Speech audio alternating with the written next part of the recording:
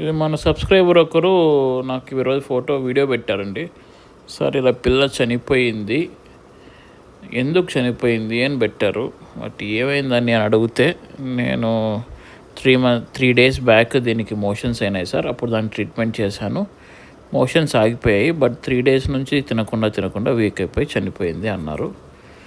అదే ఎందుకు చనిపోయింది అన్న దానికి కారణం చూసారు కదా, ఆయన ఓపెన్ చేసి చూస్తే దొమ్మ దెబ్బతినింది. దీనికి సమ్ నిమోనియా లాంటిది అటాక్ అయింది. వీళ్ళు రెగ్యులర్గా దాన్ని చూసుకొని ఫీవర్ చెక్ చేసుకొని యాంటీబయాటిక్ ఏదైనా స్టార్ట్ చేసింటే అది రెక్టిఫై అయిపోయేది. వీళ్ళు ఓన్లీ మోషన్స్ అనుకొని మోషన్ని ట్రీట్ చేశారు, తర్వాత వదిలేసారు ఏం కాదులే అని.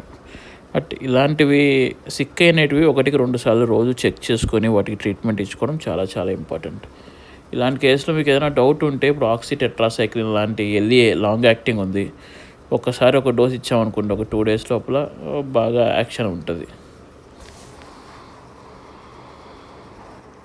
ఆయన ఎంతసేపు ఉన్నా లాస్ట్ టైం ఫెంటాస్ప్రెస్తో డివార్మింగ్ చేశాను, ఈసారి చనిపోయింది, ఇది వామ్ లోడ్ వల్ల చనిపోయిందేమో అన్న ఆలోచనలో ఉన్నారు. అది కాదు, వామ్స్ ఒకటే లంగ్స్ని దెబ్బతీయవు, అది చలికాలంలో మాత్రమే వామ్స్ యాక్టివేట్ అవుతాయి, కానీ ప్రతిసారి వామ్స్ వల్ల ఏమీ దెబ్బతినదు. ఇది నిమోనియా వచ్చింది. ఒకవేళ దీన్ని రెగ్యులర్గా మనం చూసుకుంటూ దానికి కొంచెం న్యూట్రిషన్ ఇచ్చి విటమిన్స్ కాల్షియం టానిక్ తాపి దానికి యాంటీబయాటిక్ ఇంజెక్షన్ కంటిన్యూస్గా 3 days ఇచ్చినంటే మోస్ట్లీ 90% రికవర్ అయ్యేది. బట్ మనము ఏం కాదు అని వదిలేసాం కాబట్టి ఆ 3 daysలో దమ్మ రోగం ఎక్కువైపోయి చనిపోయింది. ఎంతసేపు ఉన్నా డివార్మింగ్ గురించి ఆలోచించొద్దండి. దానికి వచ్చిన ప్రాబ్లం ఏంటి, వీక్ కాకుండా దాన్ని మళ్ళీ యాక్టివేట్ చేయడానికి విటమిన్స్ న్యూట్రిషన్ ఇవ్వడానికి ట్రై చేయండి.